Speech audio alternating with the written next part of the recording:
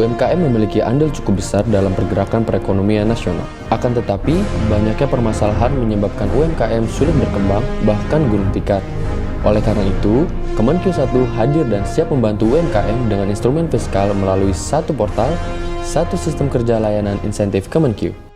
Portal GKN menyediakan beberapa menu informasi, antara lain berita ekonomi yang memuat berita nasional, berita daerah, dan informasi ekonomi. Event bisnis atau UMKM menyediakan informasi event-event nasional dan daerah. Informasi bisnis atau UMKM memuat informasi market, profil buyer, profil supplier, juga ada promosi produk bagi UMKM, dan informasi lain yang berguna bagi pelaku usaha. APBN Kita ALKO, Asset Liability Committee, memuat berita ALKO, baik berita nasional maupun regional, serta informasi fiskal yang menyajikan informasi pendapatan pemerintah, mulai dari pendapatan perpajakan, pendapatan kepabeanan dan cukai, pendapatan negara bukan pajak, belanja pemerintah terdiri dari belanja pemerintah pusat, transfer ke daerah, dana desa, serta pembiayaan yang terdiri dari proyeksi pembiayaan. Kebijakan bisnis atau UMKM memuat informasi yang bersumber dari Pemprov Sumatera Selatan melalui aplikasi Simata, informasi potensi ekonomi kreatif yang bersumber dari berbagai asosiasi UMKM dan industri kreatif, informasi kebijakan negara pembeli melalui Atase Keuangan dan Atase Perdagangan, kebijakan perizinan, serta kebijakan pembiayaan bisnis atau UMKM dari berbagai instansi terkait. Para pelaku bisnis dapat menyampaikan permasalahan dengan melakukan pengisian pada menu konsultasi bisnis atau UMKM, yang nantinya akan ditindaklanjuti oleh tim Sekber Kemenq. Menu Sekber memuat pemetaan aktivitas UMKM sesuai dengan potensi pada masing-masing daerah, seperti perkebunan kopi, industri songket, maupun usaha lainnya.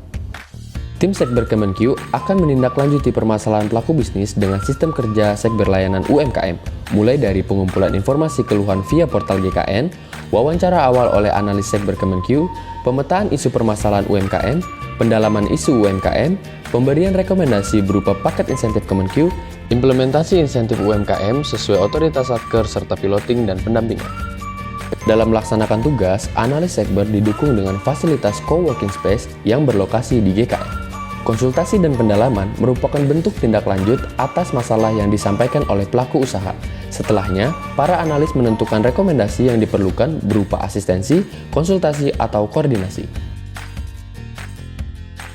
Rekomendasi tersebut dibahas lebih lanjut dalam rapat pemberian insentif dan dilanjutkan dengan rapat pleno untuk merumuskan kesiapan pemberian insentif UMKM, seperti konsultasi kendala atau kebutuhan UMKM, rekomendasi pemberian modal, pemberian asistensi, fasilitas dan relaksasi perpajakan, pemberian sosialisasi atau pelatihan kepada UMKM, koordinasi dengan instansi, lembaga, asosiasi atau pihak lainnya untuk perizinan dan operasional, termasuk membantu konsolidasi, distribusi, dan ekspor produk UMKM. Bagaimana Kemenq 1? Siap!